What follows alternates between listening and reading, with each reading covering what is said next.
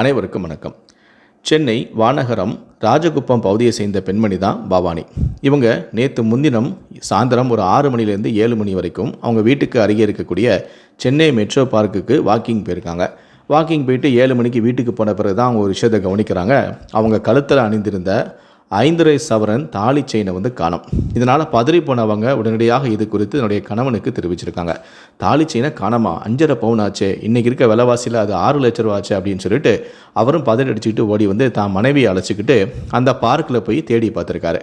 அப்போது செயின் கிடைக்கவே இல்லை. உடனடியாக நம்ம போலீஸ் ஸ்டேஷனில் போய் கம்ப்ளைண்ட் கொடுக்கலாம் அப்படின்னு சொல்லிட்டு நேரடியாக திருவேற்காடு போலீஸ் ஸ்டேஷனுக்கு போய்ட்டு இந்த மாதிரி என்னுடைய மனைவி 6 மணிக்கிட்ட வாக்கிங் வந்தால் வீட்டுக்கு போன பிறகு தான் அவருடைய செயினை காணோம், தாலி செயினை காணோம் அப்படிங்கிறத பார்த்தா, அதனால் நான் கம்ப்ளைண்ட் பண்ண வந்திருக்கேன் அப்படின்னு சொல்லிட்டு அவங்க கம்ப்ளைண்ட் பண்ணியிருக்காங்க.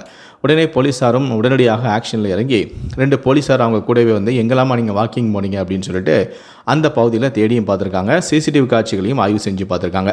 அப்போது நைட் ஆனதால் சரியாக பார்க்க முடியல, நீங்கள் மறுநாள் காலையில் வாங்க, மறுநாள் தேடி பார்க்கலாம் அப்படின்னு சொல்லியிருக்காங்க. அதன் பிறகு மறுநாள் காலையில் போலீஸாரே ஃபோன் பண்ணி, அம்மா நேற்று நீங்கள் கம்ப்ளைண்ட் கொடுத்தீங்களே, நாங்கள் இப்போது பார்க்குக்கு தான் வந்துகிட்டு இருக்கோம், நீங்களும் உடனே வாங்க, நம்ம 2 பேருமே சேர்ந்து தேடி பார்க்கலாம் அப்படின்னு சொல்லியிருக்காங்க. மறுநாள் காலையிலையும் போயிட்டு போலீஸாரும் அந்த பெண்மணியும் அவருடைய கணவர் எல்லாருமே சேர்ந்து செயின் கிடக்குதான்னு தேடி பார்த்துருக்காங்க. ஆனால் எங்கே தேடியுமே செயின் கிடைக்கல. அதன் பிறகு அந்த பெண் ரொம்ப சோகமாக தன்னுடைய வீட்டுக்கு போயிருக்காங்க. ஆனால் அன்னைக்கு, அதாவது நேற்று சாயந்தரம் பார்த்திங்கன்னா ஒரு பெண்மணி தன்னுடைய மகனை அழைச்சிக்கிட்டு, அஸ்கர் பாஷா அப்படிங்கிற தன்னுடைய மகனை அழைச்சிக்கிட்டு வானகரம் போலீஸ் ஸ்டேஷனுக்கு போயிருக்காங்க. போயிட்டு நாங்கள் இந்த மாதிரி நேற்று இந்த மெட்ரோ பார்க்கில் நான் வாக்கிங் போனேன், நானும் என் பையனை கூட்டிகிட்டு தான் வாக்கிங் போனேன். ஒரு 7 மணிக்கிட்ட நான் வாக்கிங் போயிட்டு வரும்போது இந்த செயினை நாங்கள் பார்த்தேன். அதுக்கப்புறம் இந்த செயினை நான் வீட்டுக்கு எடுத்துகிட்டு வந்துட்டேன். அதுக்கப்புறம் நாங்கள் தேடி பார்த்தோம், யாருமே இல்லாதால அந்த செயினை நான் வீட்டுக்கு எடுத்துகிட்டு வந்துட்டேன். மறுநாள் காலையிலையும் போய் யாராவது செயினை தேடி வராங்களாங்கிறதையும் நான் போய் பார்த்தேன். அப்பவும் யாரும் வரலை. அதனால தான் நான் என் கணவனுக்கிட்ட இந்த விஷயத்த சொன்னேன். நேற்று இந்த மாதிரி வாக்கிங் போன இடத்துல ஒரு செயின் கிடந்துச்சுங்க, அந்த செயினை யாராவது தேடுறாங்களா, நான் வெயிட் பண்ணி பார்த்தேன், யாரும் வரலை. மறுநாளும் என் பையனை கூட்டிகிட்டு நான் போனேன், அப்பவும் யாரும் வரலை, என்னங்க பண்ணுறது அப்படின்னு சொல்லி என்னுடைய கணவன்கிட்ட கேட்டேன். அவர் தான் அடுத்தவங்க பொருள் நமக்கு வேண்டாமா, நீ கொண்டு போய் போலீஸ் ஸ்டேஷனில் போய் ஒப்படைச்சிடு அப்படின்னு சொல்லிட்டாரு. அதனால் நான் போலீஸ் ஸ்டேஷனில் கொண்டு ஒப்படைக்க வந்திருக்கேன் அப்படின்னு சொல்லிட்டு, என் மகனோட வந்திருக்கேன் அப்படின்னு சொல்லிட்டு அந்த பெண்மணி சொல்லியிருக்காங்க. உடனே அந்த போலீஸ் என்ன சொல்லியிருக்காங்கன்னா, நீங்கள் எங்கே எடுத்தீங்க அப்படின்னு சொல்லி கேட்டிருக்காங்க.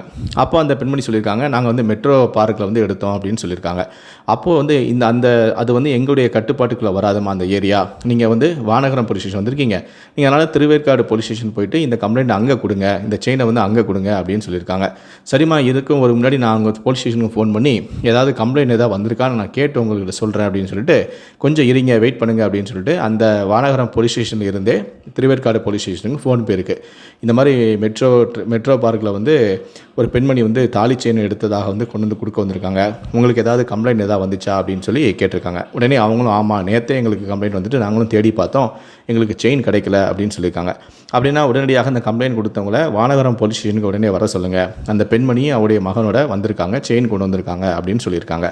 உடனடியாக குற்றப்பிரிவு போலீஸார் இந்த தகவலை அந்த பெண்மணிக்கிட்ட சொல்லியிருக்காங்க. உடனே பவானி தனக்கு கிடைச்ச சந்தோஷத்தில் இதனுடைய கணவனை அழைச்சிக்கிட்டு வானகரம் போலீஸ் ஸ்டேஷனுக்கு வராங்க.